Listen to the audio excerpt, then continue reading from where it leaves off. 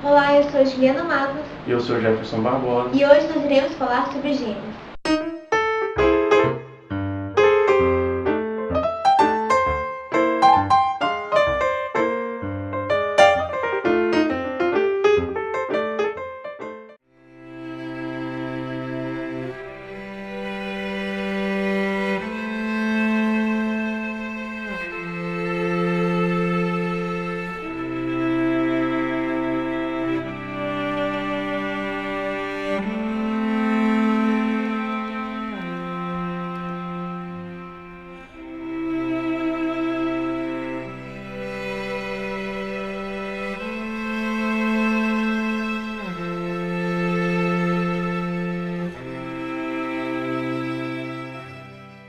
Bem, hoje nós iremos falar sobre Gênesis, o primeiro livro da Bíblia e também o primeiro livro do nosso projeto Pentateuco.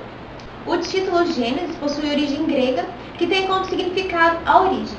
Todavia, no original hebraico, a palavra é Bereshit e tem como significado no princípio. A palavra Bereshit, que dá o título ao livro, também é literalmente a primeira palavra do livro. Então, Gênesis é o livro das origens, mas não só a origem do homem, mas a origem do universo, do nosso sistema solar, a origem da nossa religião, da nossa linguagem, da nossa política e de tudo mais. É Gênesis que vai conduzir todo o rumo da Bíblia. Não é à toa que toda a nossa doutrina bíblica está baseada e fundada em Gênesis. E isso mostra essa relação e essa completude da Bíblia funcionando como algo único, não como livros separados, mas ela funciona como algo único. A Bíblia é então tida como um sistema que é um todo, que existe uma harmonia ou equilíbrio entre os seus preceitos. Existe um consenso entre a maioria dos historiadores e teólogos que este livro foi escrito por Moisés. Existem 16 provas durante o texto bíblico que atestam esta autoria de Moisés. Como, por exemplo, quando Deus ordena a Moisés escrevesse um rolo em Êxodo 7,14, no qual está escrito: Depois o Senhor disse a Moisés: Escreva isto num rolo, como memorial, e declare a Josué que farei que os amalequitas sejam esquecidos para todo sempre debaixo do céu.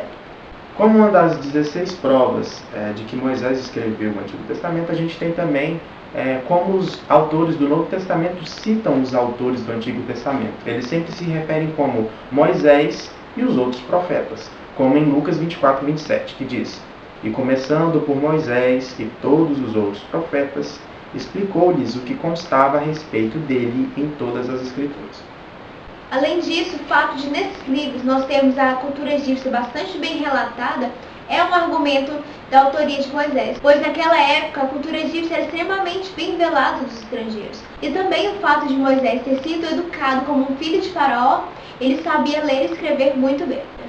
Todo texto ele possui uma finalidade, e com Gênesis não é diferente. Deus ordenou que Moisés escrevesse este livro para mostrar ao seu povo na posterioridade a sua origem. A origem do povo de Israel está contida nesses livros. A linhagem desse povo é mostrada através do relato da história dos patriarcas pelo livro de Gênesis. Deus ordenou que se escrevesse o livro de Moisés para guardar na memória de seu povo o seu plano de salvação para a humanidade. Mostrar que desde o princípio o povo foi dependente de Deus, mostrar a soberania de Deus sobre a humanidade. Gênesis, então, é uma grande revelação de Deus para a humanidade, porque é interessante pensar que é algo que o ser humano não ia descobrir por si próprio, essa revelação que ele dá em Gênesis. Não existiria outra maneira do homem descobrir sobre a criação do universo e a criação do homem sem ser por esse livro. Então, por isso que ele é uma grande revelação de Deus para a humanidade. Então, é a única forma de você conhecer sobre a criação do universo e sobre os primeiros 2.500 anos de humanidade do homem. Alguns teólogos, como o pastor Ron Crispin da Igreja Batista, eles tratam também Gênesis como um plano de salvação da humanidade. Pois Deus, como sabe de tudo, de todas as coisas, ele já sabia que Adão iria cair em tentação. Seria por Jesus Cristo, então, que haveria a salvação da humanidade. E muitos teólogos afirmam que há presença de indícios desse plano em Gênesis. Gênesis é um livro grande, são 50 capítulos. E ele trata, então, de várias histórias marcantes. Que as pessoas que nunca tiveram contato com a Bíblia, ao ler o livro de Gênesis, elas percebem que muitas das grandes histórias bíblicas conhecidas mundialmente, estão ali no livro de Gênesis. O livro trata então dos primeiros 2.500 anos da humanidade. E nesses 2.500 anos a gente tem diversas gerações de famílias. Histórias de gerações são contadas no livro de Gênesis por 10 vezes. E são essas as gerações. A gente tem as gerações do universo em Gênesis 2:4. As gerações de Adão em Gênesis 5:1. As gerações de Noé em Gênesis 6:9. As gerações dos filhos de Noé em Gênesis 10:1. As gerações de Sem em Gênesis 11:10. As gerações de Terá em Gênesis 11:27. As gerações de Ismael em Gênesis 25:12. As gerações de Isaque em Gênesis 25:19. As gerações de Esaú em Gênesis 31:9. E as gerações de Jacó em Gênesis 37:2. Outra coisa importante que a gente aprendeu também foi que 5 gerações de homens antes de Moisés viveram concomitantemente um com o outro.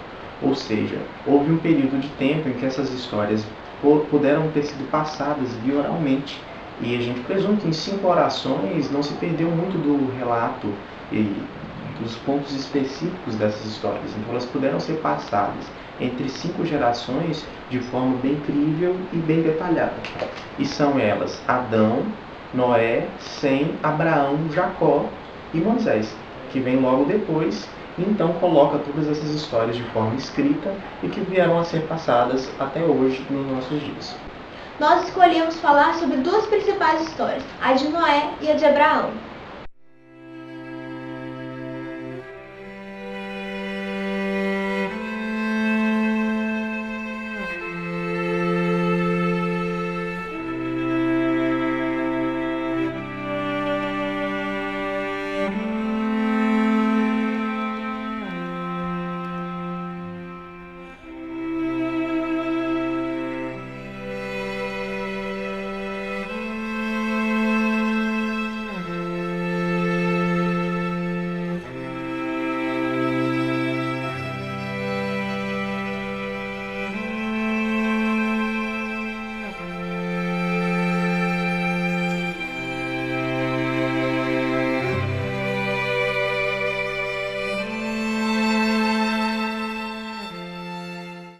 Então, quando o pecado assolou a humanidade, Deus se entristeceu e, literalmente, como está escrito na nossa versão, ele se arrependeu de ter criado o homem. Então ele decide destruir tudo que está sobre a terra. Entretanto, ele salva Noé e sua família, pois Noé era um homem íntegro e clemente a Deus. Quando Deus comunica seus planos para Noé de que vai destruir a humanidade e salvar sua família e seus filhos e a família de seus filhos, e que ele tem que construir uma arca, Noé está na flor da idade com seus 500 e poucos anos. Isso tomando como base que Noé levou cerca de 100 anos para construir a arca. Pois em Gênesis 7:6 a gente tem: tinha Noé 600 anos de idade quando as águas do dilúvio inundaram a terra. É uma história importante porque, antes de tudo, mostra que quando todo mundo estava em pecado, o mundo inteiro estava em pecado, existia um homem, juntamente com sua família, que ainda permaneciam ao agrado aos olhos de Deus. Isso é importante já mostrar, porque esse homem que estava ao agrado dos olhos de Deus, ele aceita uma tarefa gigantesca, uma tarefa de construir uma arca que abrigaria pelo menos um par de cada animal vivo na terra, juntamente com sua família. Não é à toa que ele demora aproximadamente 100 anos para cumprir essa tarefa. E em nenhum momento ele questiona a tarefa que Deus incumbiu ele de fazer. Ele simplesmente tem fé, acredita e se mostra capaz, juntamente com a ajuda dos seus filhos e da sua família, e constrói essa arca e põe os planos de Deus em ação. E assim ele salva, juntamente com a sua família, pelo menos um par de cada animal na terra. E, depois que o dilúvio passa, eles povoam novamente a terra. Então, além de uma história de superação, é uma grande história de fé. Mostra um homem que vivia aos agrados de Deus e, quando foi incumbido de uma tarefa, teve fé e se dedicou ao máximo, mesmo que essa tarefa parecia impossível, mesmo que ele fosse visto como louco aos olhos dos outros, e cumpriu essa tarefa até o fim e povoou a terra novamente. Ao final da história, Deus então faz uma aliança com Noé de que ele nunca destruiria um mundo novamente com as águas de um dilúvio.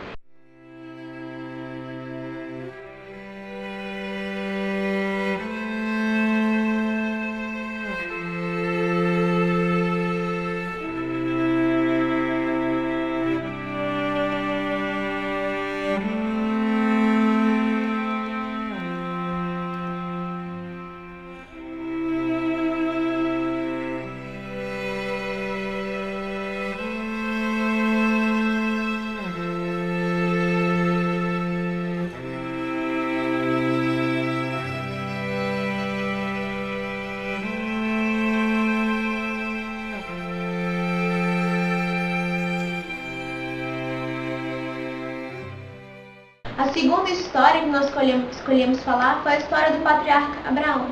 Abraão, assim como Noé, foi um homem de fé e um homem obediente a Deus. Prova disso é que ele é considerado um pai de multidões. Abraão é considerado o pai de todos aqueles que têm fé em Deus. Assim, hoje é tido como um descendente de Abraão, não aquele que possui alguma ligação sanguínea com Abraão, mas sim todos aqueles que são homens de fé, que são homens tementes a Deus. Mas por quê?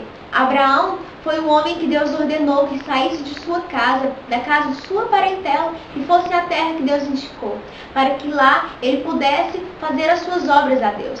Abraão foi um homem que durante boa parte de sua vida fez um pedido a Deus, o pedido de ter um filho de Sara. E Abraão em nenhum momento de sua vida ele desistiu dessa promessa. E mesmo quando parecia impossível, quando Abraão tinha mais de 100 anos, quando Sara já não mais podia ter aos olhos do homem um filho, mesmo assim, Abraão ainda tinha fé de que poderia ter um filho. E ele teve, foi chamado Isaque, filho da alegria. Deste modo, devido a toda a dificuldade do nascimento de Isaque, ele era um filho extremamente amado por Abraão. E Deus, buscando provar o amor, a fé, a obediência de Abraão para com ele, ordenou que Abraão sacrificasse Isaque, assim como sacrificavam animais naquela época. E Abraão, apesar de toda a dor de sacrificar um filho, obedeceu a Deus. E no momento exato em que Abraão iria deferir um golpe em Isaque, Deus ordena que um anjo interrompa Abraão. Pois o objetivo de Deus, obviamente, não era que Abraão matasse seu filho, apenas fazer uma prova da fé de Abraão. Como dizem, atrás de um grande homem sempre existe uma grande mulher. E Abraão não foi diferente. E Sara era uma boa esposa, era uma boa mãe e, principalmente, uma excelente serva de Deus. E algo que eu acho interessante sobre a vida de Sara, que é mostrado na Bíblia, é quando Deus afirma para Abraão que dentro de um ano ele terá seu filho nos braços. E Sara, ela ri, pois ela sabia das suas condições como mulher. Ela sabia que seu ventre já não mais poderia produzir um filho, não mais poderia de acordo com as leis da natureza humana. E isso demonstra a fraqueza humana, pois a Bíblia ela não é feita de heróis perfeitos, pelo contrário, ela é feita de pessoas como nós, humanos que falham, que duvidam, pois a dúvida é normal. Nós não somos perfeitos, nós somos passíveis ao pecado. E Sara, ela ri, pois naquele momento, por um breve segundo, ela duvida de que terá um filho de Abraão. Isso demonstra que mesmo os principais personagens da Bíblia, pessoas que tiveram histórias dignas de serem relatadas da vida, elas têm as suas fraquezas, assim como nós. A Juliana ressaltou um ponto bastante interessante, que são os personagens não são imperfeitos, eles falham, eles erram. E eu acho que isso traz um grande ensinamento, é através desses erros e dessas falhas que são nos deixados como exemplos, que a gente tem uma base para saber como agir corretamente. A gente tem conhecimento desses personagens que erraram e que muitas das vezes deram uma volta por cima ou conseguiram se reconciliar com Deus. Um fato interessante sobre a vida também de Abraão e o porquê desse sacrifício do filho dele ser tão importante é um fato que faz conexão com a vida de Cristo e com a ação de Deus no futuro. Assim como Abraão iria sacrificar seu próprio filho, Deus também sacrificaria seu filho para a salvação da humanidade. Então isso mostra o porquê dessa ação é tão importante como uma prova da fé de Abraão. Então, essas são apenas duas histórias que a gente ressaltou, a de Noé e a de Abraão, dentro do livro de Gênesis, que traz muitas gerações, como a gente já citou anteriormente. Então, assim como a gente acha essas duas histórias interessantes para serem comentadas, então você que também leu Gênesis, quais são as histórias que você acha que também merecem ter um destaque ou algum aspecto que você ficou com um questionamento, ou que você achou interessante, ou que você levou como uma aprendizagem para a sua vida? Esta foi a primeira vez que eu li o livro de Gênesis em sua totalidade, de uma forma sequencial, pois as outras vezes que eu havia lido tinha sido de forma solta, e eu percebi que você ler um livro da sua totalidade é extremamente mais favorável para o seu conhecimento. Ler linearmente a história também influencia.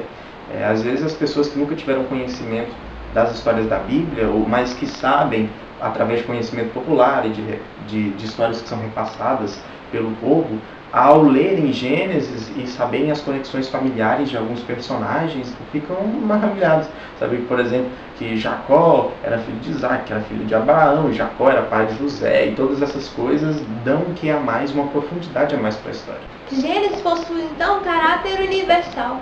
Na nossa cultura cristã, nosso país que é laico, dificilmente você encontrará uma pessoa que não conhece a história de alguns personagens da Bíblia, principalmente de Noé. Toda criança conhece a história de um homem que construiu um grande barco e colocou os animaizinhos lá dentro. Então, por isso, essa história ela é repassada pelos diversos tipos de cultura, sejam recontados em livros infantis ou através de filmes. Então a gente quer ressaltar alguns filmes que já contaram a história, algumas das histórias de Gênesis. É importante salientar que você deve ver o filme, mas também complementar o filme com a leitura bíblica, para ressaltar o que é adaptação e o que realmente foi contado com fidelidade. O primeiro filme é de 1966, é um grande clássico do cinema, e chama A Bíblia, e ele narra os primeiros 22 capítulos da Bíblia, desde a criação do homem até o sacrifício de Isaac.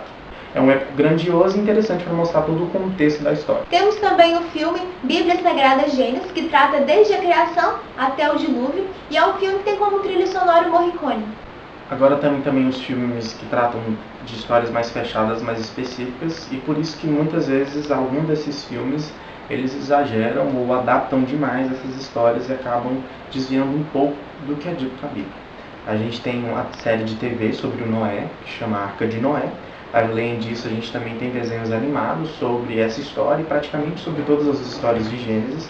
E também um lançamento que vai sair nos cinemas agora em março de 2014, que é o Noé, do diretor Darren Aronofsky. E o filme sobre a vida de Abraão, de 1993, que tem como ator principal Richard Harris, que é o Dumbledore de Harry Potter.